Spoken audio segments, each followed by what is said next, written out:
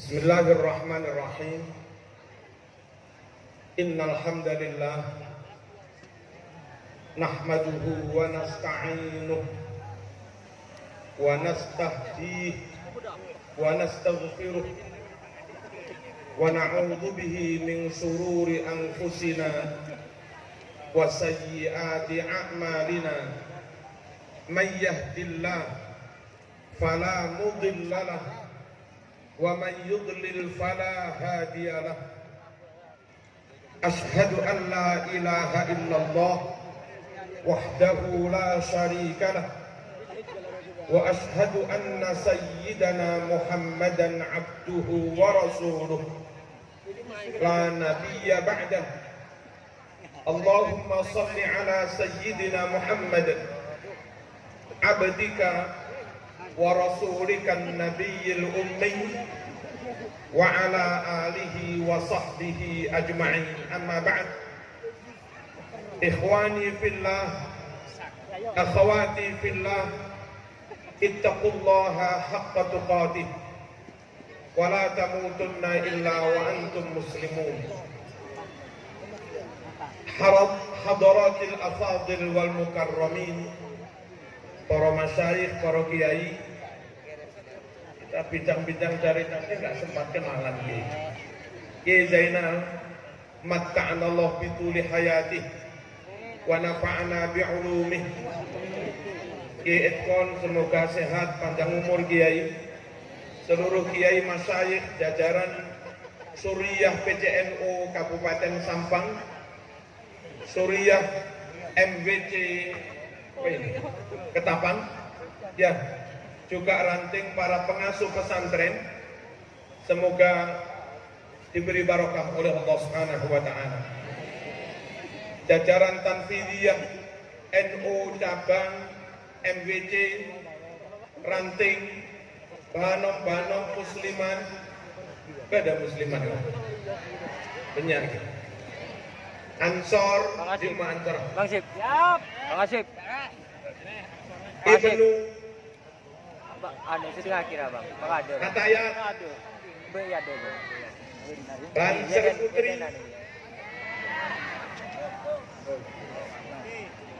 Para santri hadirin hadirat rahmatullah, mohon diperhatikan, jangan rame-rame, bahwa menjaga akidah itu wajib. Setiap muslim dengan dibimbing ulama wajib mengupayakan sekuat tenaga sampai mati supaya imannya sama dengan iman yang diajarkan Rasulullah SAW. Syariatnya, akhlaknya, bagaimana menata hati, bagaimana membersihkan dendam, dengki dan segala macamnya. Tasawuf thariqah, upayakan dalam hal itu juga sama dengan yang diajarkan Rasulullah SAW, diwarisi para ahlul bait dan para sahabatnya. Setiap muslim wajib menjaga sehingga sebisa-bisanya seperti itu. Kalau bisa seperti itu, namanya sama dengan Rasulullah SAW, menguswai Rasulullah SAW dalam hal iman, Islam, ihsan, dalam hal akidah, syariah, tasawuf, meniru jejak Rasulullah SAW. Maka ketika yang terdepan Rasul selamat, kita yang paling belakang asal tetap di jalur itu juga ikut selamat. Amin Allahumma amin.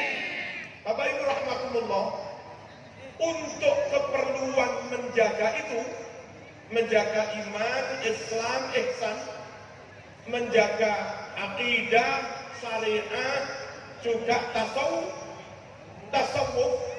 maka maaf sekali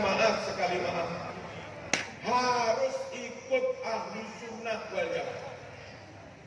Harus ikut ahli sunnah wal jamaah.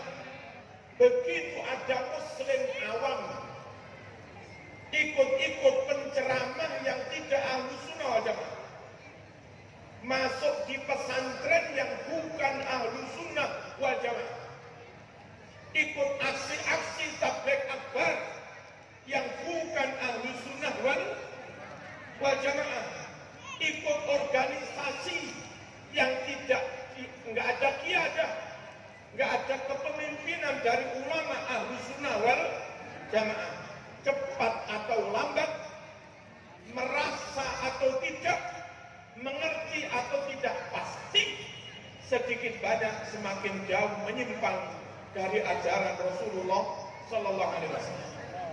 Allahumma shalli ala sayyidina Muhammad. Contoh Rasulullah Sallallahu Alaihi Wasallam tidak pernah mengajarkan adanya manzilatun bainal manzilatain, namanya tempat terakhir bagi umat manusia itu immal jannah wa imman nar, bisa kekal di surga bagi yang mati iman Islam bertauhid, atau kekal di neraka bagi mereka yang mati su'ul khotimah, mati musyrik, mati kafir, mati munafik. Gak ada namanya ini ada tempat dia tidak di surga, dia tidak di neraka. Manzilatun bainal manzilatain. Ajaran Quran kayak begitu gak ada, ajaran hadis Bukhari Muslim kayak begitu gak ada, tapi di Mu'tazilah ada. Itu contoh saja. Kalau orang tidak mengikuti ahlu sunnah wal jamaah, ada saja nyimpangnya. Nabi nggak mengajarkan adanya manzilah bainal manzilatain, tapi Mu'tazilah mengatakan ada itu. Bapak Ibu rahmatullah, masalah kecil-kecil, masalah laten. Apa laten itu dia? Bahaya laten. Ya, yang dari dulu ada susah dihilangkan. Antara kita kaum NU ahli sunnah wal jamaah dan mereka-mereka yang kalau diurut apapun benderanya dan bajunya, sebetulnya kalau dirunut menginduk pada Wahabi. Apa saja hal yang menyimpang dari Quran Sunnah oleh mereka-mereka yang ikut Wahabi. Dari awal masalah sholat, hadis Sahih Muslim nomor 630 itu Nabi mensunahkan iftitah kabiro walhamdulillahi katsira wa subhanallahi bukratan wa asila. Tapi kita tahu ada teman memang muslim di luar kita, di luar ahlu sunnah wal jamaah, malah menganggap bid'ah mengharamkan bacaan kabiro. Lalu hadis Bukhari nomor 3451, di situ diterangkan Nabi senantiasa mengeraskan bacaan basmalah. Memang ada madhab beda, tapi madhab beda sama-sama ahlussunnah itu tidak sampai mengingkari basmalah, tidak sampai membid'ahkan bacaan basmalah. Ini ada hadis Bukhari, Nabi senantiasa mengeraskan bacaan basmalah, tapi ada teman yang tidak ikut ahlus sunnah wal jamaah, yang tidak ikut Nahdlatul Ulama, malah sebagian mengatakan bismillah itu bid'ah. Repot ini. Dan orang awam nggak tahu dalil yang ngikut saja. Allahumma shalli ala sayyidina Muhammad. Sahih Bukhari nomor 1001 menerangkan bahwa kanjeng Nabi kalau sholat subuh baca qunut setelah bangun dari rukuk. Memang qunut nggak wajib, andai nggak dikerjakan ya sah sholatnya. Tapi wong nyata-nyata ada hadis, ada orang di luar NU malah mengharamkan qunut subuh. Itu loh penyimpangannya. Kalau orang itu keluar dari ahlus sunnah wal jamaah, memang Islam, tapi banyak hal yang ternyata malah nggak sesuai sesuai dengan Rasulullah SAW. Kita sampai mati, ayo berusaha tetap sama dengan Rasul sebisa-bisanya. Perkara nggak sama karena kita nggak mampu, bukan karena kita ingkar, ya kita niru sahabat. Sami'na wa ata'na ghufranaka rabbana wa ilaikal masih. Kita siap patuh taat kepada Quran Sunnah. Perkara di tengah perjalanan nggak mampu melaksanakannya, langsung sepora ya Allah. Ghufranaka rabbana wa ilaikal masih. Kita lanjut. Sahih Bukhari juz 2, 3, 24 menerangkan bahwa Nabi sahabat zikir ba'da sholat ibadah keras, wirid ba'da sholat ibadah keras. Tapi kita tahu di Indonesia ada beberapa golongan di luar Ahlus Sunnah wal Jamaah malah mengharamkan zikir wirid ba'da sholat. Bukhari nomor 4377 menerangkan setelah jamaah zuhur asar diimami Rasul, sahabat berdiri karena Nabi juga berdiri, lalu langsung gini mati. Sahabat ngambil tangannya Nabi terus diusap-usapkan ke wajah mereka. Itu di pondok NU ada, asal nggak ada isu COVID, baca sholat, baca wiridan, bubar, apalagi imamnya ki sepuh, itu santri jamaah bukan hanya salaman biasa, malah cium tangan. Ada di NU, ada di Ahlus Sunnah wal Jamaah. Bukhari 4377 menerangkan pada jamaah sahabat berebut tangannya Nabi, mereka usap-usapkan ke wajah mereka. Lagi-lagi menurut orang-orang di luar NU katanya apa nih? Katanya bid'ah, nggak ada dalil. Repot sudah.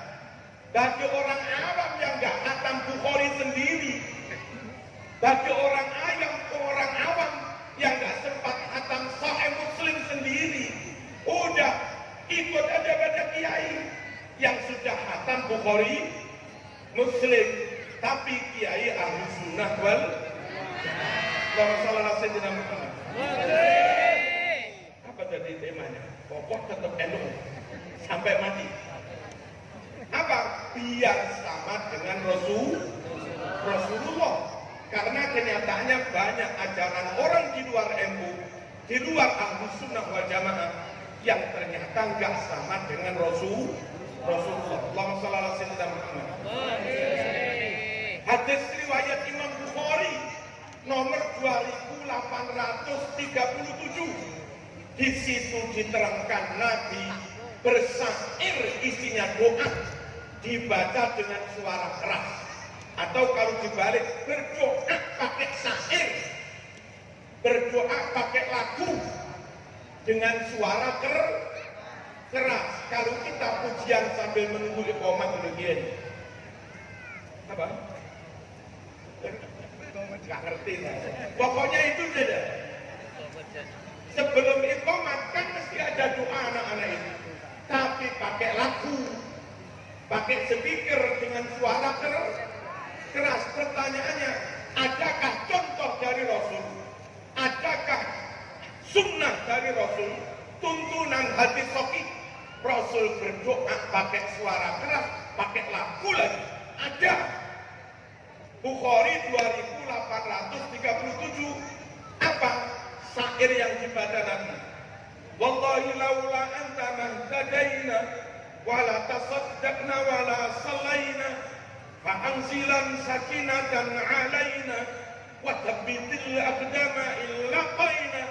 Itu doa. Wa thabbitil aqdama illa qaina fa anzilan sakinatan alaina. Itu doa oleh Nabi dibaca keras pakai syair.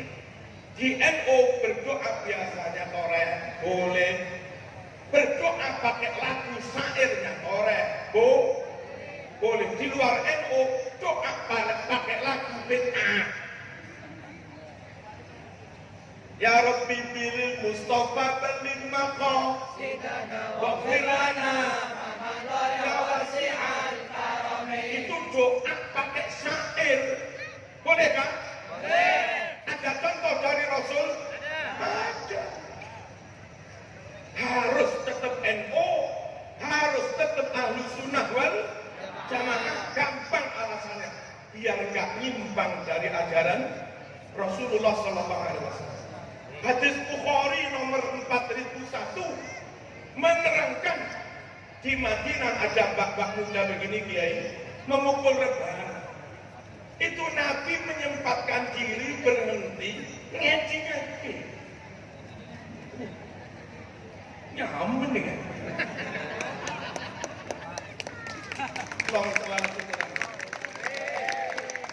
Artinya tradisi terbangan ada sejak zaman Nabi. Nabi nggak menentang, malah ikut mendengarkan. Kiai ada terbangan, seneng lihat dulu. Kenapa seneng? Wong Nabi juga seneng ada terbang. NU juga seperti itu. Kiai NU juga seperti itu. Begitu mas-mas, mbak-mbak keluar dari NU, cepat atau lambat, lama-lama nanti dapat doktrin gak pakai terbang, bid'ah. Bahaya nih. Berikutnya hadis Sahih Muslim nomor 1533 menerangkan Kanjeng Nabi datang ke rumah Anas. Di situ ada ibunya Anas, Anas bibinya, namanya Ummu Haram. Lalu Nabi mengajak orang serumah itu berjamaah. Padahal di ghairi waktu fardhu. Ngajak berjamaah padahal di luar waktu sholat fardu. Apa itu? Jamaah sholat sunnah. Boleh. Di Ma'arif NU pagi Jumat anak-anak dijak jamaah duha. Boleh. Di pondok-pondok NU mentarbiyah anak santri malam tahajud berjamaah. Boleh. Di kalangan Thariqah Qadiriyah Naqsabandiyah orang-orang sepuh diajak jamaah sholat hajat taubat. Boleh. Sholat sunat berjamaah boleh. Apa kata orang di luar NU? Bid'ah. Bid'ah padahal Nabi memberi contoh. Hadis Sahih Muslim 1533. Bapak Ibu rahmatullah. Berikutnya hadis Sahih Muslim nomor juz 1 nomor halaman 408 menerangkan Kanjeng Nabi kalau duduk tahiyat yusiru bi asbu'ihi allati talil ibham ilal qiblah. Dengan jari dekatnya jempol ini ketika baca tasyahud illallah, jarinya Nabi itu menunjuk ke arah kiblat. Illallah. Benar yang benar illallah. Sekarang di luar NU ada yang begini-begini. Padahal contoh dari Nabi bukan yuharrik. Hadisnya Sahih Muslim bukan yuharrik, tapi yushir. Asaro, yusiru, isyarotan bahasa Jawanya nyuting. Nyuting ke arah kiblat. Illallah. Kan NU begini bu ya? Apa yang begini? Ini bukan nyuting kiblat, nyare kiblat. Nyare sinyal. Lemot. Ayo tetap NU sudah.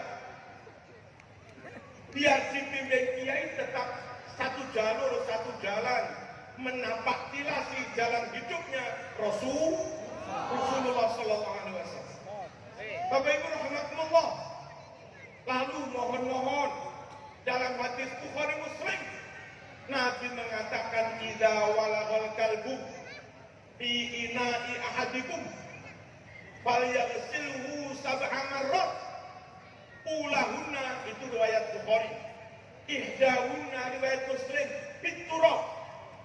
Jika ada anjing minum dari ember atau apa, itu disuruh membuang airnya, lalu embernya dicuci sampai 7 kali, salah satu dicampur debu, itu artinya anjing itu najisnya berat. Mughalladhah. Kalau najis berat berarti ya haram. Kalau makan barang najis gak boleh. Menurut NU anjing haram. Menurut NU anjing najis mughalladhah, karena memang itu hadisnya.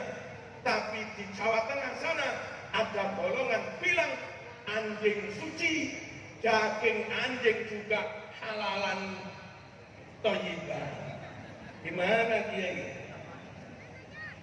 Makanya ikut NU saja sudah.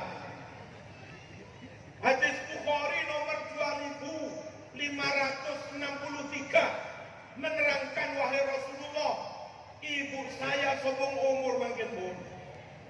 Apa sobong umur? Wafat. Ibu saya wafat. Apalaha ajrun intasaddaqtu anha. Apa ada pahala buat ibu yang wafat kalau kami anak bersedekah mengadakan sedekahan selamatan? Pahalanya, ganjarannya buat ibu yang meninggal. Apa jawab Nabi? Na'am anji. Apa yang mati dapat pahala? Na'am. Apa na'am? Anji. NU begitu. Makanya di NU ada kirim doa selamatan, di luar NU haram. Bid'ah. Goblok.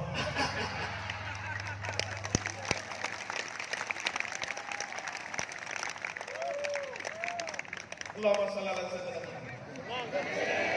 Apa-apa ini ilmunya sama-sama dari Kediri. Jadi kita perkenalan. Iya.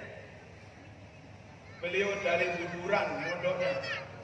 Saya memang nggak dari Buduran, tapi menantu saya keturunan Panji sama saya. Pada tahun.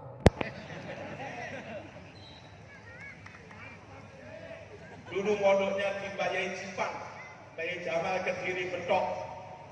Itu masih keturunan Mbah Rosat. Mbah Rosat itu keturunan Mbah Abu Mahsar dari Kuningan Kanigoro Blitar. Nah, kakek-kakek saya ya di situ sama saya. Alhamdulillah. Allahumma shalli ala sayyidina Muhammad. Kita lanjut. Hadis Sahih Bukhari nomor 5417 menerangkan ketika Siti Aisyah, istrinya Nabi, dapat musibah, keluarganya wafat. Apa yang dilakukan Siti Aisyah?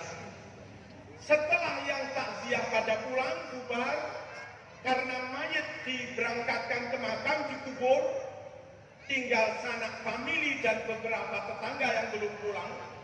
Aisyah menyuruh pembantunya masak saldina.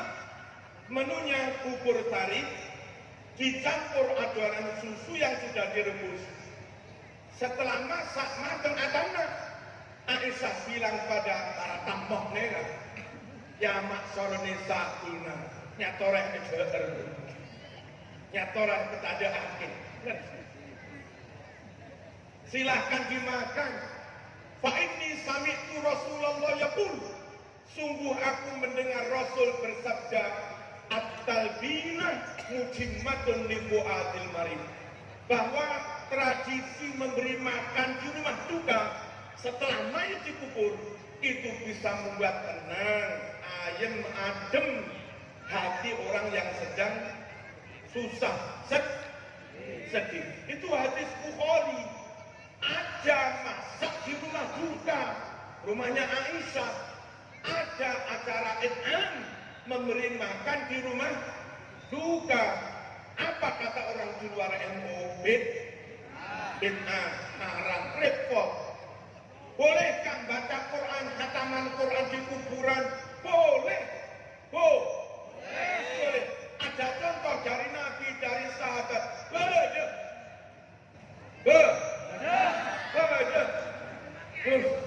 Non glenon ya.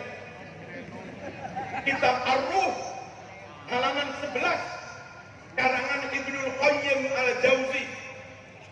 Kanu idza mata lahumul mayyit ikhtalafu ala qabri yaqra'una indahul Qur'an. Adalah kebiasaan tradisi sahabat murid Rasulullah, ketika ada temannya wafat maka yang hidup ini bergantian ikhtalafu ala qabri, bergantian menuju kuburnya, menumbuk kuburnya, makamnya. Ngapain? Yaqra'una indahul Qur'an. Mereka bacakan Al-Quran. Kalau di situ baca Yasin, ada dalilnya. Ada. Kitab Jami' Shaghir juz 2 halaman 178 riwayat Baihaqi sahih. Man qara'a Yasin ibtigha'a wajhillah ghufira lahu ma taqaddama min dhanbi faqra'uha 'inda mautakum. Sira orang sing baca surat Yasin ikhlas karena Allah, maka semua dosa-dosanya sempun lebet di sepuro Gusti Allah. Faqra'uha 'inda mautakum. Baca itu surat Yasin di dekat masjid. Kalau hanya baca dari rumah cok ya baik, tapi belum melakukan perintah ini. Perintah ini suruh baca Yasin di samping mayit, ya berarti mendatangi makam. Halo? Engki? Itu kok sampai ada selamatan 7 hari? Memang begitu dari Nabi? Iya. Kitab At-Tibat Syarah Sahih Muslim juz 2 halaman 490 riwayat Tawus Sahih. Innal mauta yuftanuna fi kuburihim sab'an fakanu yut'imuna anhum tilkal ayyam.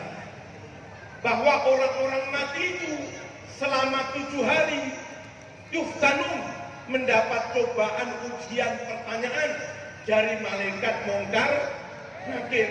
Fakanu ay as-sahabah yastahibun an yut'imu anhum tilkal ayyam. Mensunnahkan untuk bersedekah makan selama 7 hari. Niat pahalanya buat yang mati. Ini sahih. Di luar NU ada bid'ah diamalkannya di NU. Hadis Bukhari Muslim juz 2 halaman 370. La in kana yadbahu syad yauma wafati Khadijah thumma yaqul idhabu bihi ila fulana innaha kanat sadiqata Khadijah idhabu bihi ila fulana innaha kanat jarata Khadijah wala in kana yukthiru min dzikriha. Setiap tanggal hari bertepatan wafatnya Siti Khadijah, haul setahun sekali, Nabi mesti menyembelih kambing, dimasak, dibagi-bagi ke tetangga teman-teman sambil yukthiru min dzikriha. Nabi banyak menceritakan Siti Khadijah, haul setahun sekali. Sahih Bukhari Muslim. NU mengamalkan. Apa kata orang di luar NU? Bid'ah dia. Goblok. Katanya itu dia goblok. Allahumma shalli ala sayyidina Muhammad. Kita santri TNI Polri, kalaupun nggak mengadakan rame-rame haul karena nggak punya biaya, setidaknya setahun sekali kita berziarah menjelang Ramadan. Siapa enggak? Ada. Ziarah kubur menjelang puasa. Ada kan? NU. Pertanyaannya, apa Nabi juga mentradisikan ziarah setahun sekali? TNI Polri setahun sekali ziarah ke Taman Makam Pahlawan setiap 16 Agustus sambil tabur bunga. Apa Nabi juga setahun sekali mentradisikan ziarah ke Taman Makam Pahlawan? Jawabnya enggi. Jawabnya enggi.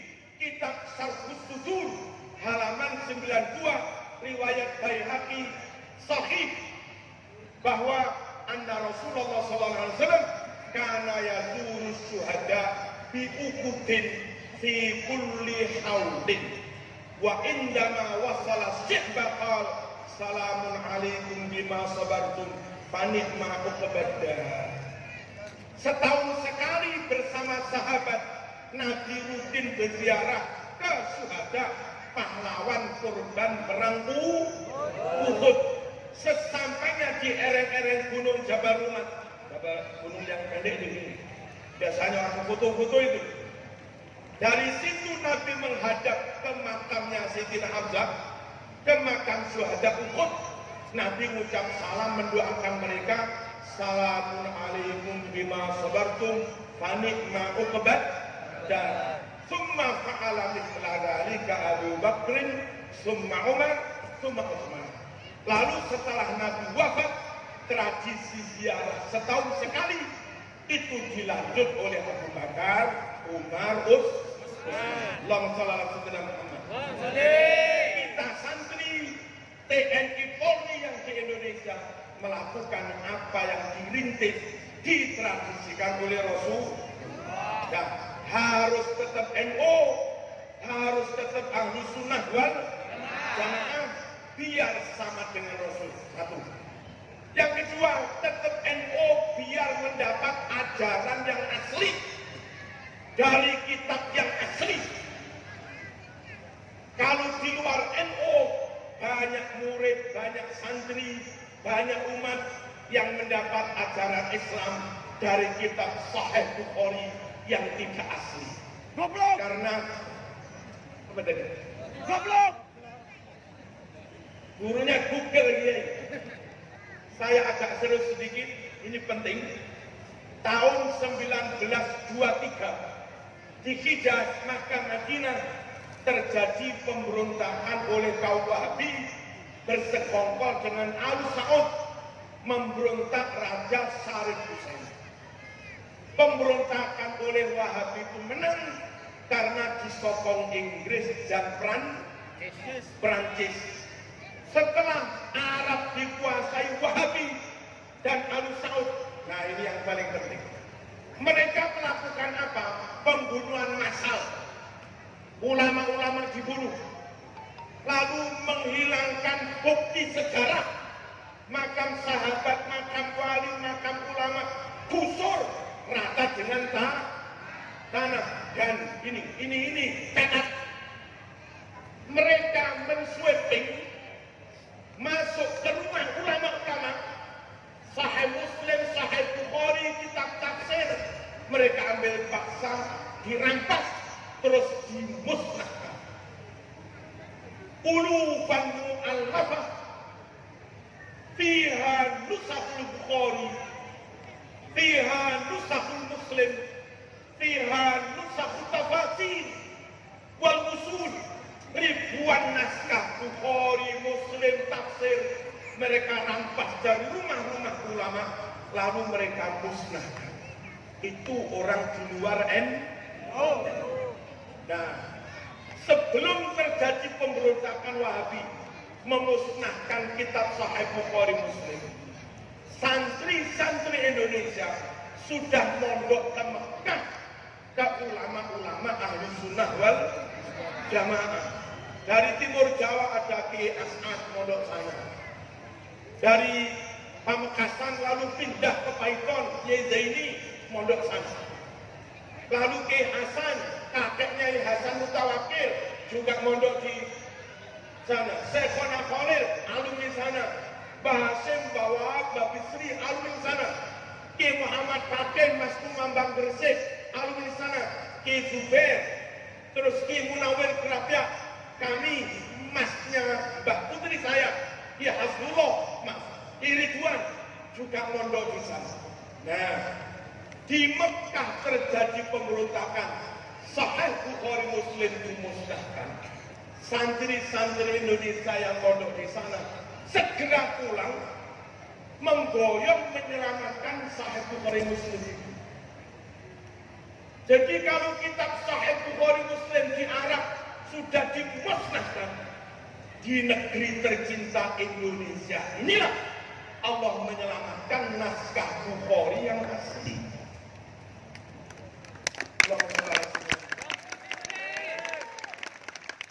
Kawan ngaji ke kampus-kampus Timur Tengah, semuanya pakai kitab baru modern.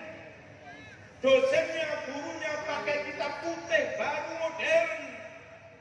Beda sama mondok di Sekhona, beda sama mondok di Sidogiri, beda mondok di Sarang, di Krapyak, Lirboyo, Ploso, Masayih. Sampai sekarang di rak-rak lemari mereka masih menyimpan kitab-kitab yang umurnya 100 tahun lebih. Itu kitab Bukhari yang asli. Kitab Muslim, tafsir juga asli. Andai santri sebelum mondok membeli kitab dari Sasa Ampel, ternyata kitabnya sudah ada perubahan-perubahan kalimat. Kalau sampean ngaji di Sidogiri, kiainya megang kitab yang lawas, yang kuno, asli. Nanti kalau muridnya ada yang salah tulisan, kiainya mengingatkan, kurang alif lele, hadismu kurang satu, ini hilang. Insya Allah mondok di pondok-pondok NU, kiai kita bisa meluruskan yang salah. Yang repot muridnya bukunya anyar, kitabnya baru, gurunya kitabnya ya baru lagi.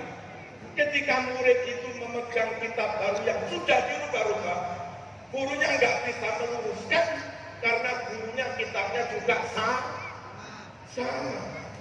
Terus apa kiai?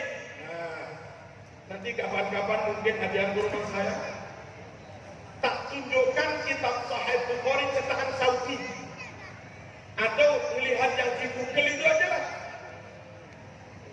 Tak tunjukkan kitab Sahih Muslim cetakan Saudi, tak tunjukkan misalnya kitab Ibnu Katsir cetakan Saudi Wahabi. Kitab asli mereka musnahkan, mereka bakar. Mereka menerbitkan kitab Sahih Bukhari baru, tapi sudah dirubah. Hadis yang tak bilang tadi Bukhari itu di Sahih Bukhari yang cetakan Saudi sudah banyak hilang.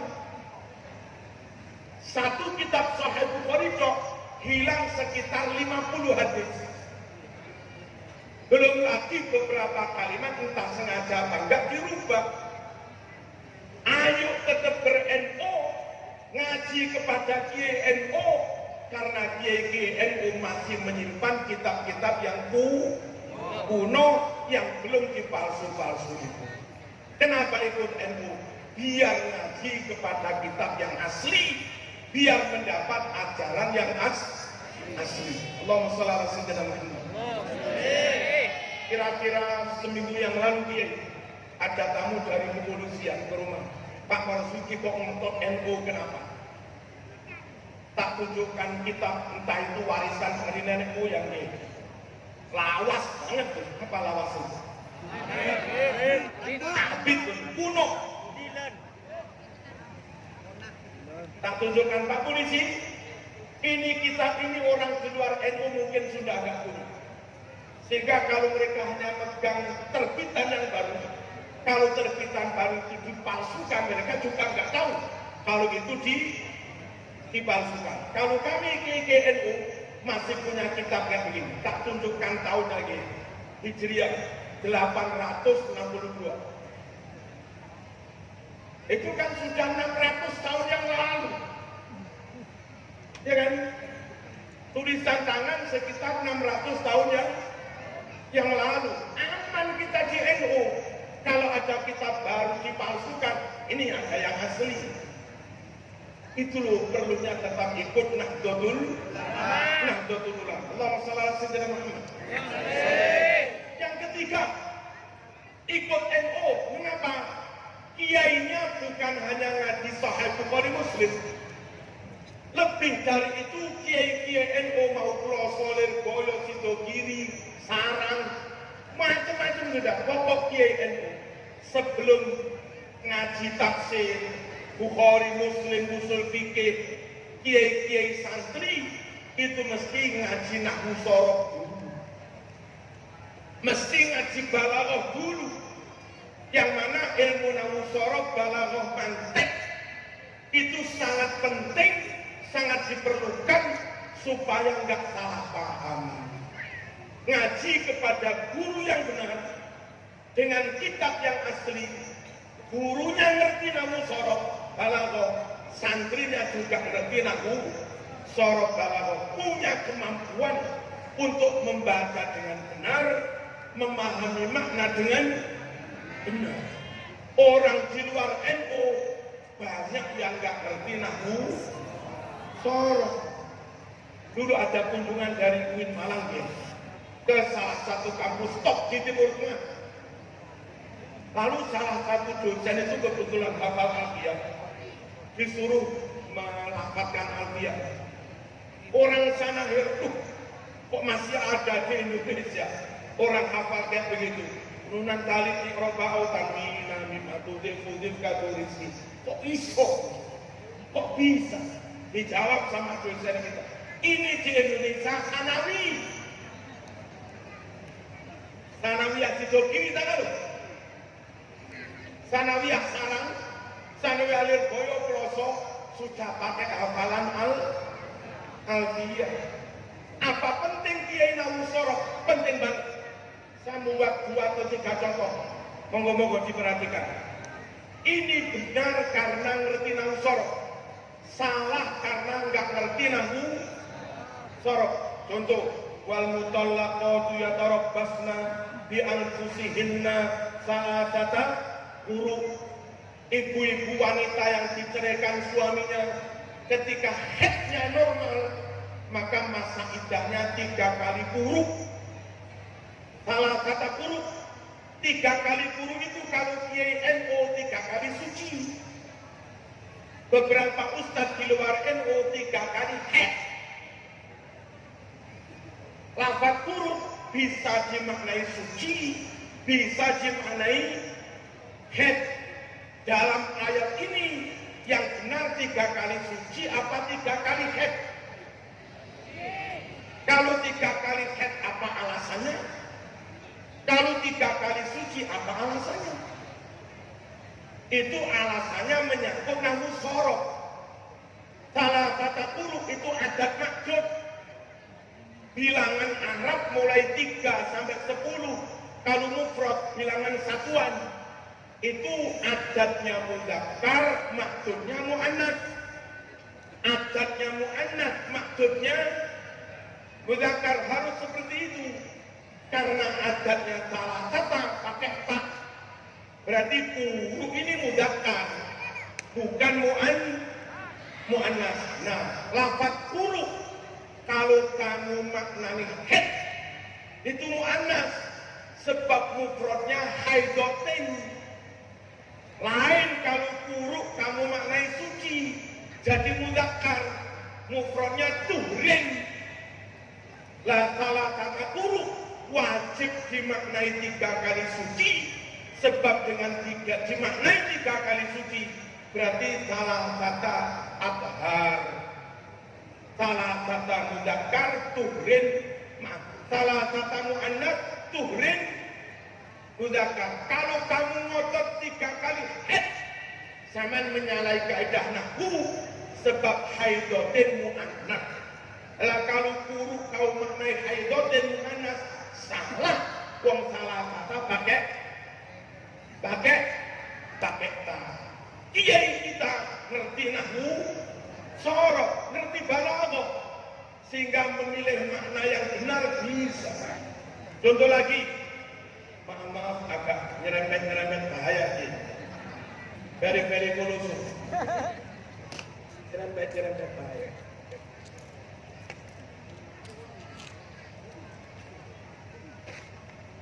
Aula mastumun nisa. Aula mastumun nisa. Itu maknanya menjimak istri.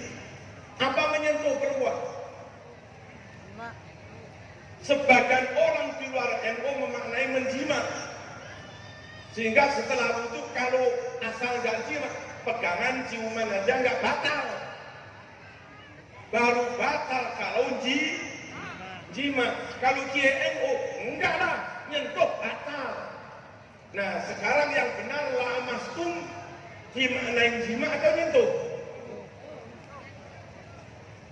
Itu soal balaghah, itu soal dalalatul iqtirah, memaknai lafaz per lafaz identik, paralel, linier dengan lafaz yang sebelumnya.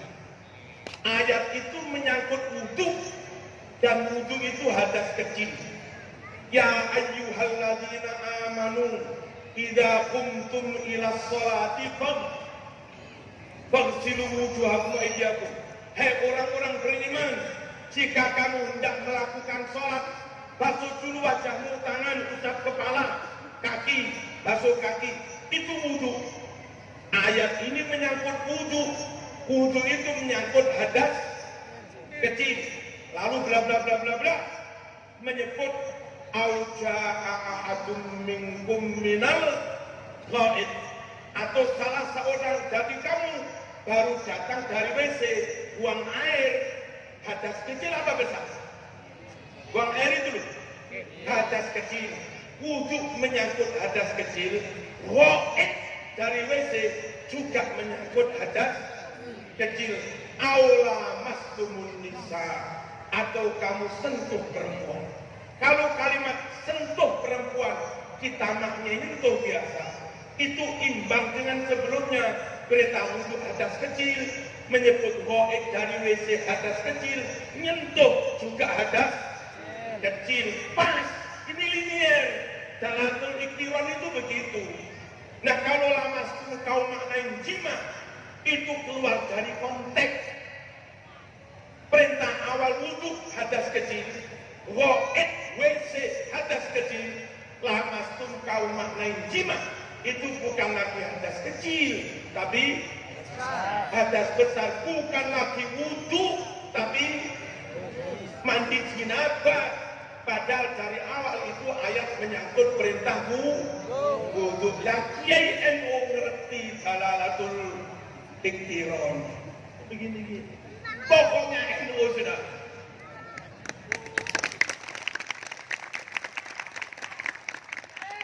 Allahumma shalli ala sayyidina Muhammad.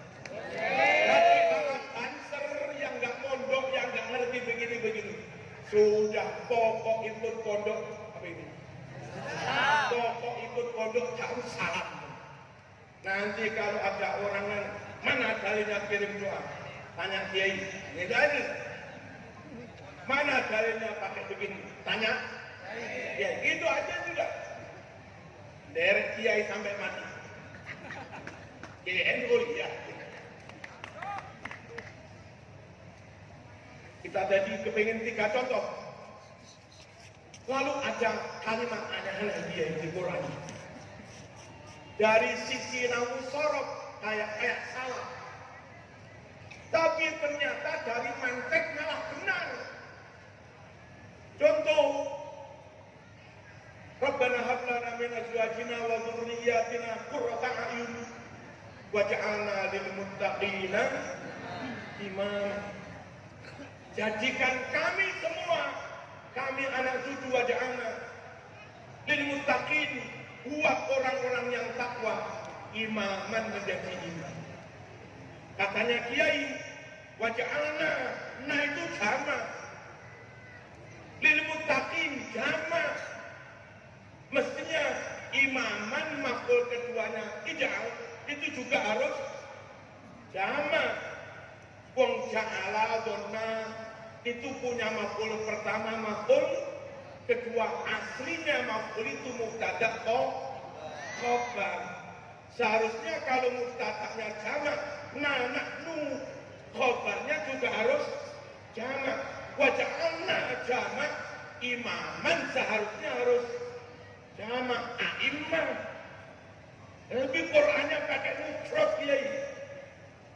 Ini gimana ini Qur'an ini? Nah itu yang ngerti Kiai, yang sudah belajar ilmu mantek. Apa? Saking pentingnya tauhidul imamah,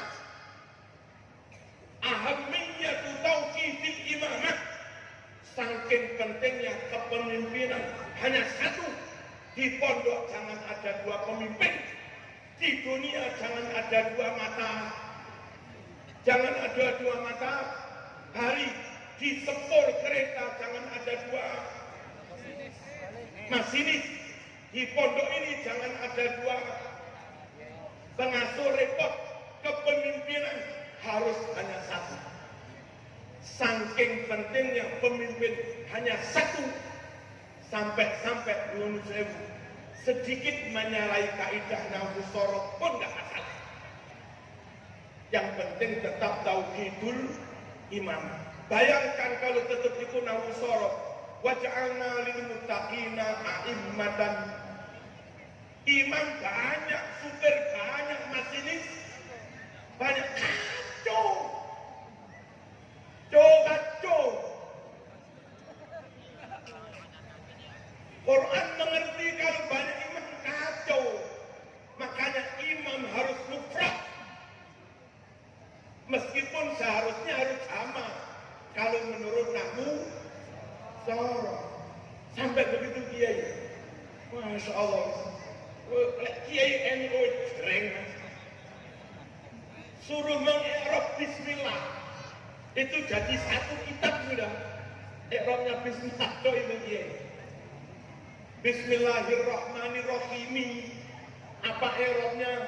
Bismillahirrahmanirrahim. Apa i'rabnya? Bismillahirrahmanirrahim. Apa i'rabnya? Bismillahirrahmanirrahim.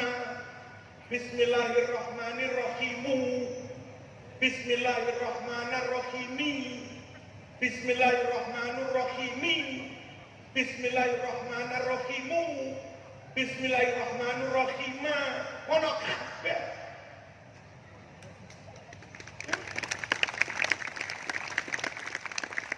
Kalau nggak ngerti noro baik.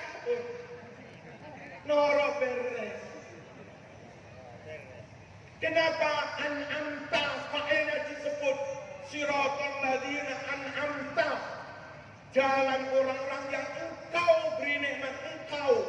Allahnya disebut. Tapi ketika mengghdub dimurkai, dolin sesat, fa'ilnya disebut dan dibuat isim maf'ul. Dibuat lagi fa'il. Ghairil maghdubi alaihim waladhdallin. Padahal kalau harus paralel dari yang depan, imbang serasi, seharusnya begini. Siratal ladzina an'amta alaihim ghairil ladzina ghadibta alaihim walal ladzina adlaltahum. Itu dia. Tapi Quran enggak begitu. Mengertilah ini adab. Meskipun keyakinan jelek baik buruk semuanya dari Allah. Qul kullum min indillah khairihi wa syarrihi min Allah. Baik buruk semuanya Allah. Meskipun keyakinan qada qadar seperti itu, tapi adab akhlak kepada Allah. Tidak boleh mengatakan yang jelek itu Allah. Mas, ngapain nggak sholat? Allah. Ngapain maling? Allah. Ngapain merampok istri orang? Takbir. Ngapain gogelan? Takbir Allah. Kiai marah. Saman pegang tempeling. Tanya, Kiai ngapain tempeling saya? Allah.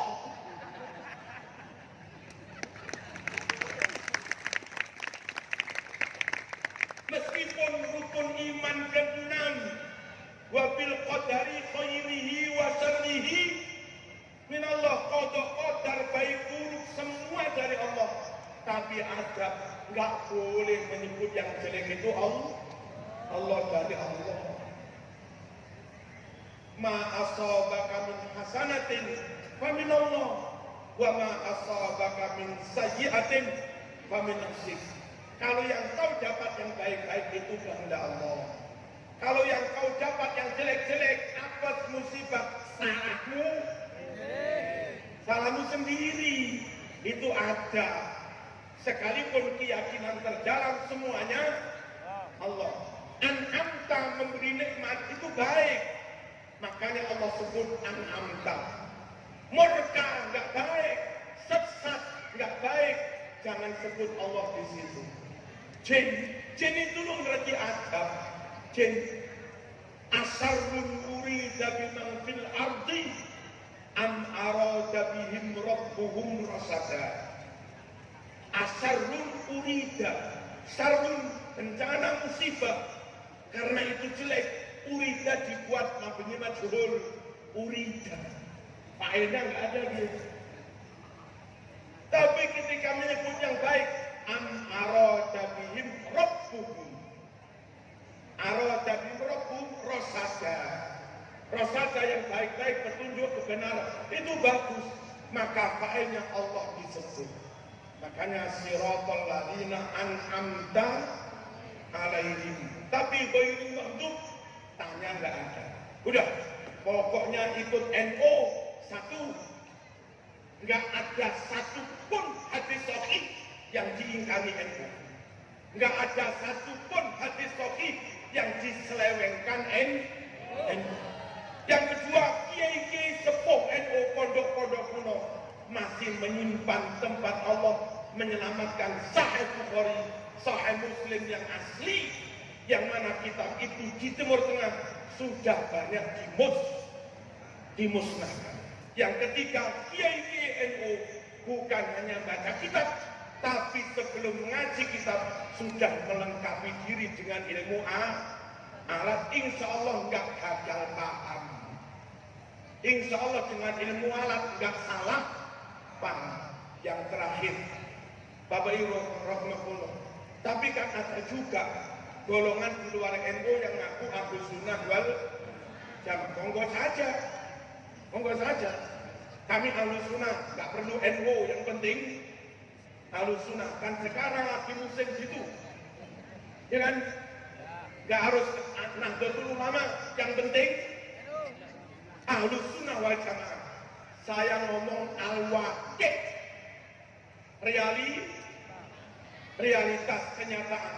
Ahlus Sunnah kalau NU itu legal formal resmi. Akidah Ahlus Sunnah sebagai asas itu tertulis resmi dalam anggaran dasar NU. Dalam muqaddimah qanun asasi anggaran dasar NU resmi tertulis Asy'ariyah, Maturidiyah, salah satu mazhab 4, Syafi'i, Maliki, Hambali, Hanafi, Imam Junaid Al-Baghdadi, Abil Hasan Asy-Syadzili, Imam Ghazali, Syekh Abdul Qadir Adakah organisasi di luar NU yang resmi dalam anggaran dasarnya menetapkan kayak begitu? Tidak ada. Enggak ada. Jadi kalau ngaku Ahlus Sunnah secara lisan, tapi enggak ada yang terikat dalam akta organisasi, nanti siapa yang Wahabi masuk situ, Syiah masuk situ, ya nggak bisa dipecah. Kok memang nggak resmi tertulis. Lalu dengan tertulis resmi di anggaran dasar, semua pesantren di bawah naungan NU, kurikulumnya ya Asy'ariyah, Maturidiyah, kurikulum fikihnya mazhab 4, kurikulum tasawufnya yaitu tadi. Nggak ada pondok di bawah naungan NU mengajarkan Wahabi, nggak ada. Mengajarkan Syiah, nggak ada. Kita punya anggaran dasar, punya kurikulum, punya buku ajar, punya lembaga, pesantren, madrasah, sekolah. Allahumma shalli ala sayyidina. Sehingga dengan begitu mulai Aceh, Madura sampai Merauke, asal pondok NU di Aceh mengajarkan aqidatul awam, di Madura mengajarkan aqidatul awam, di Papua yang mengajarkan aqidatul awam, di Aceh mengajarkan Fathul Qorib, di Sampang Fathul Qorib, Pondok NU di Bali ya. Fathul Qorib, Terawih NU Sabang sampai Merauke 20. Sholat model NU Sabang sampai Merauke Kunut, Sabang sampai Merauke Wirid, Sabang sampai Merauke Nun Sewu Istighosah, tahlil, manakib, tibaan, burdaan, haul, sama. Tapi teman-teman di luar NU yang katanya ngaku Ahlussunnah wal Jamaah, seringkali kalau mengadakan acara, aksi, ngundang berbagai pihak, PKS diundang, HTI diundang, Wahabi juga diundang kok gak terlalu, tapi tokoh mereka, mubalik mereka diberi kesempatan berbicara, sehingga masyarakat awam yang dulu katanya Ahlussunnah wal Jamaah, gara-gara keluar dari NU sering ikut orasinya ustadz-ustadz di luar NU, lama-lama runtuh, lama-lama punah, hilang. Ini namanya nggak menjaga akidah seperti akidah yang diajarkan Rasulullah SAW. Oke, katanya Kiai, hati-hati YouTube yujah. Ngaji dari YouTube, ngaji dari yujah, sudah diedit, gak karu-karu. Salah, nyun sewu. Di NU kita full ikut Fathul Mu'in, di NU full ikut Qalyubi, Tanwirul Qulub, dan segala macamnya. Nggak ada di NU menggelar Jumatan di lapangan. Halo? Nggak ada di NU menggelar Jumatan di alun-alun. Atau yang lebih besar dari alun-alun. Apa itu di Jakarta?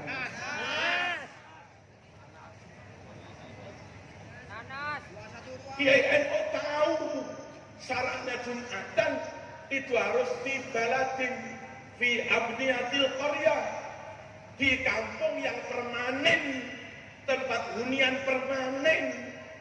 Zaman Nabi Sahih Bukhari ini menerangkan orang-orang Badui yang menggembala kambing mendirikan tenda sebulan 2 bulan, mereka nggak usah mendirikan Jumatan karena tenda itu tidak permanen. NU nggak mau di hutan camping mendirikan Jumatan, itu dasarnya di mana?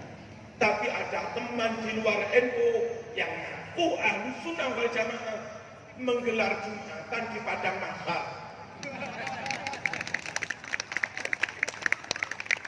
Sama-sama NU klaim Ahlussunnah, you klaim Ahlussunnah. Mana kitab Ahlussunnah yang menfatwakan boleh menggelar Jumatan di lapangan?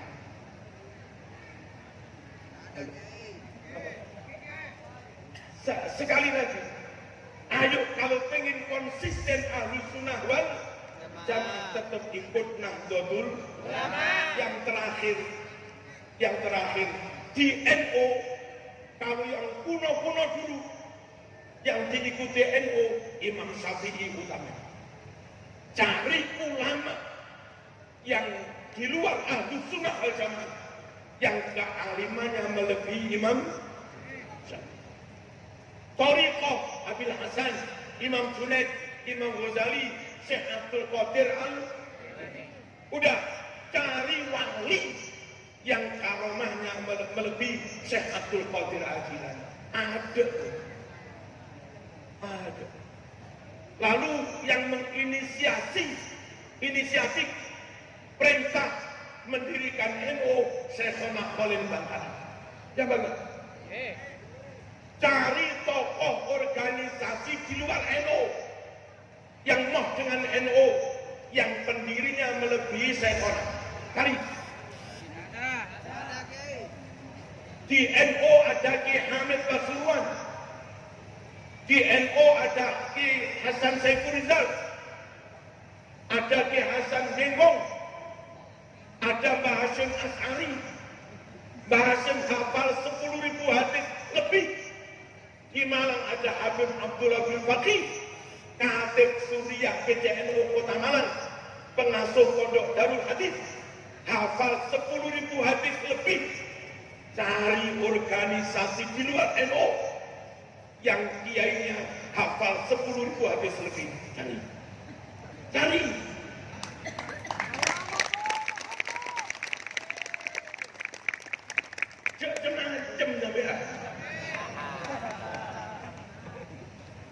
Allahumma shalli ala sayyidina Muhammad.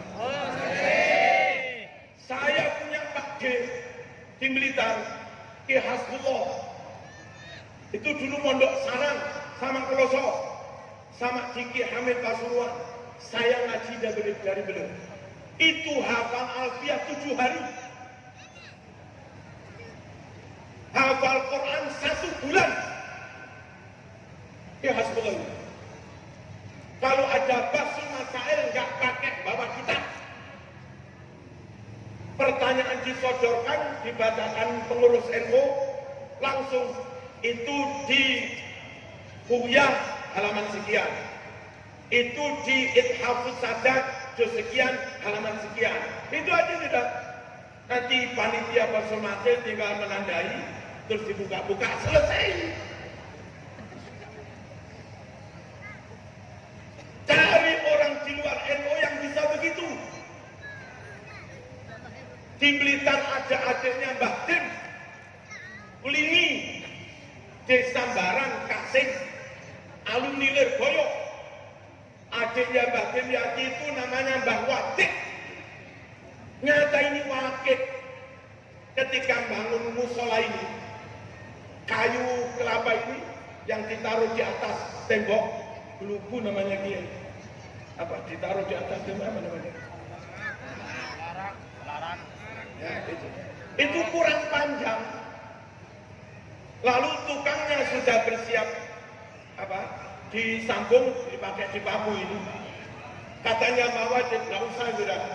Pak Wajid berdoa, terus kayu kelapa itu diginikan aja. Ditarik, memanjang sudah. Kayak karet ini. Itu Kiai NU ada seperti itu. Saya ini bodohnya luar biasa. Namanya orang pondokan makanan nggak bergizi. Tapi aneh, saya juga ketika mondok di Ki Mas Duki Mahfud Malang, saya disuruh ikut lomba tafsirul Quran. Syaratnya harus hafal 11 juz. Hanya ada waktu 11 hari. Semalam harus hafal 1 juz. Itu karena diperintah Kiai. Ini. Itu semalam saya bisa hafalan 1 juz. Cari Kiai di luar NU yang bisa.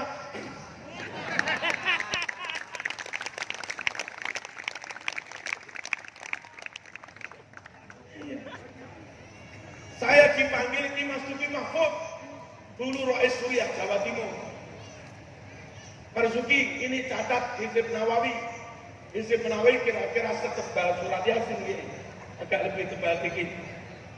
Pada maghrib saya dipanggil, tak catat. Ba'da sholat isya timbali lagi. Sudah Kiai, sampun, tak berikan catatan asli. Lalu, udah baca.